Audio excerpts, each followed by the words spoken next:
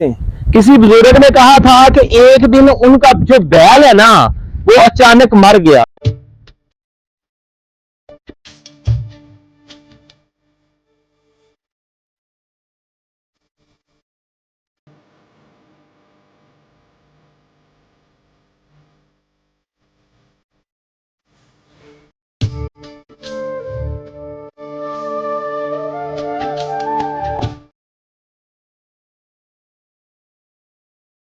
ये मैं इधर आया हूँ और ये जानवर जो है ना बहुत प्यारे होते हैं। तो मुझे ये जानवर देख कर ना, वो बैल भी सामने है, तो मुझे याद आ गया कि बुजुर्ग ने लिखा था कि मेरा बैल अचानक से मर गया। वो बुजुर्ग कहते हैं कि दूसरे दिन मैं क्या देखता हूँ कि गांव में जितने लोगों के पास बैल की जोड़ियां थी ना, वो सारे अपने अपने बैल लेकर मेरी खेत में आकर हाल चलाने लग गए। वो सिर्फ इसलिए कि मेरे बैल के मरने का मुझे दुख ना हो। देखे वो भी एक जमाना था, अब देखें कैसा दौर है। हर कोई इस चक्कर में, इस इंतजार में रहता है कि सामने वाले का नुकसान हो और मेरा भला हो। यकीन जानो वो लोग, उनके घर तो कच्चे थे लेकिन उनके जो ईमान है ना वो पक्के थे।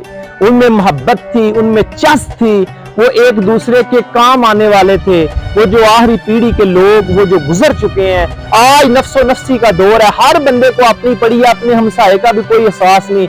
पहले लोग खेतों में हल इकट्ठे चलाते थे, बेड़ों पर रौनकें होती, बैठकों में रौनकें होती, लोग एक दूसरे को मिलते, कोई बीमार हो जाता उसका पता लेने जाते, कोई अपना किसी को जरूरतमंद होता उसकी जरूरत को पूरा करते, मिलकर मांगी पे जाते, एक दूसरे के काम मिलकर करवाते। और आज देखें ये कैसा वेल एजुकेटेड दौर आ गया है। कहते हैं ये पढ़ा लिखा दौर है, नहीं नहीं, ये पढ़ा लिखा दौर नहीं, ये गुमराही और जहालत का दौर है।